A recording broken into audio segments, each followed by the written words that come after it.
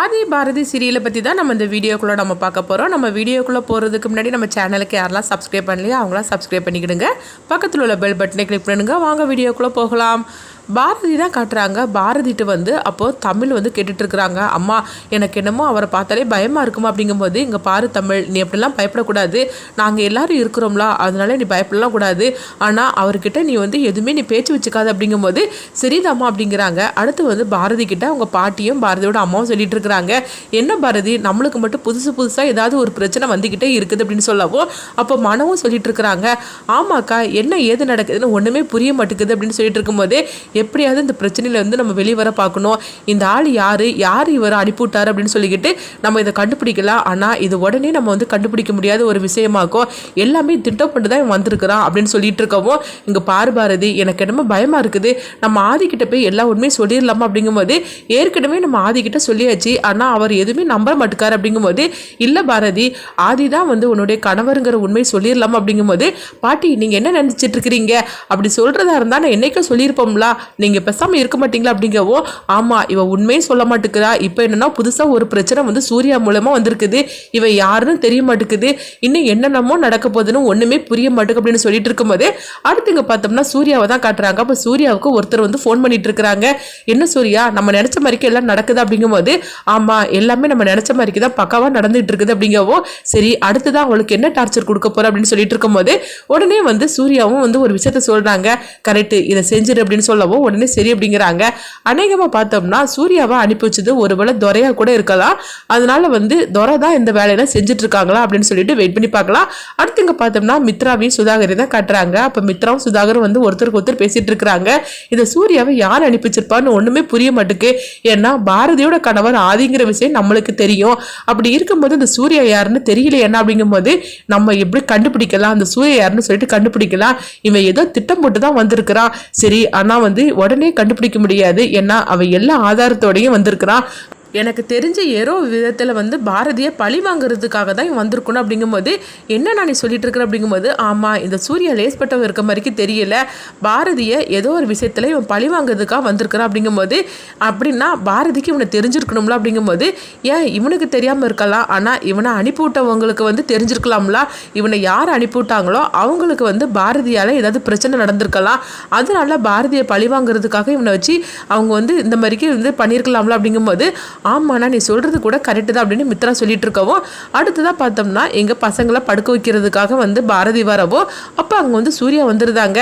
உடனே என்ன பாட்டி நீங்கள் எங்கே படுத்துருக்கிறீங்க, பக்கத்து ரூமுக்கு போக வேண்டியதுன்னு அப்படின்னு சொல்லவும், நான் எதுக்காக அங்கே போகணும் அப்படின்னு சொல்லும்போது, இல்லை பாட்டி கீழே தரையில் படுத்து கிடக்கிறீங்களா, அதனால தான் சொன்னேன் அப்படிங்கும்போது, எங்கள் பாரு எங்கே படுக்கணும் என்னன்னு சொல்லிட்டு எங்களுக்கு தெரியும், நீ ஒன்றும் எங்களுக்கு சொல்லிக் கொடுக்க வேண்டாம், நீ ஒழுங்கு மரியாதை இங்கேருந்து போ அப்படின்னு பாரதி சூர்யா கிட்ட சொல்லவும், என்ன பாரதி இப்படி பேசிகிட்டு இருக்கிற, நான் என் பொண்டாட்டி பிள்ளைகளோட படுக்கிறதுக்காக வந்திருக்கிறேன் அப்படின்னு சொல்லிட்டு உடனே பார்த்தோம்னா பசங்க படுத்திருக்கிறாங்க. அவங்க பக்கத்திலே சூர்யாவும் படுக்கவும், இதை பார்த்ததுமே இவங்க எல்லாருமே அதிர்ச்சி அடைகிறாங்க. உடனே பார்த்தோம்னா பாரதி ஆதித்யாவை தூக்கிக்கிட்டு, தமிழ் வா நம்ம வேற ரூமுக்கு போகலாம் அப்படிங்கும்போது, என்ன பாரதி என்கிட்ட கோவிச்சுக்க வேண்டியதான், ஆனால் அதுக்காக இந்த அளவுக்கு நீ கோவிச்சிட்டு இருப்பே அப்படின்னு சொல்லிட்டு இருக்கவும், எங்க பாரு உனக்கு இதுதான் லிமிட்டு, இதுக்கு முன்னாடி நீ ஓவரா பண்ணிட்டு இருக்கிற அப்படின்னு சொல்லிட்டு திட்டிக்கிட்டு போகவும், அடுத்ததான் பார்த்தோம்னா அடுத்த நாள் ஆகுது.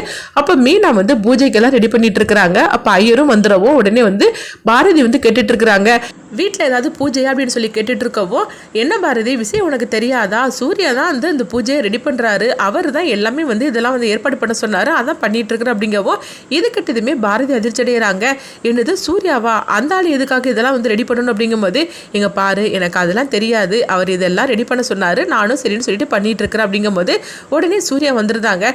என்ன பாரதி வந்துட்டியா அப்படின்னு சொல்லவும், நம்ம பிள்ளைக்காக தான் இது எல்லாமே நான் பண்ணிட்டு இருக்கிறேன் அப்படிங்கிறாங்க. இது கிட்டதுமே பாரதி அதிர்ச்சி அடைகிறாங்க. இங்க பாரு உன்னுடைய லிமிட்டை தாண்டி நீ போயிட்டு இருக்கிற அப்படின்னு சொல்லும் போது, இப்போ மீனா சொல்றாங்க, இங்க பாரு பாரதி, அதான் உன்னுடைய குழந்தைக்காக தானே பண்றேன்னு சொல்றாரு, உன்னுடைய குழந்தை அவருக்கு குழந்தை தானே, ஏன் இந்த மாதிரிலாம் பண்ணிட்டு இருக்கிற, புருஷ மண்டாட்டிக்குள்ள சண்டை இருக்க வேண்டியதான், ஆனா அதுக்காக உனக்கு இவ்வளவு பிடிவாதம் கூடாது அப்படின்னு சொல்லும் போது, உடனே பாரதி எரிச்சலோட பேசிட்டு இருக்கிறாங்க.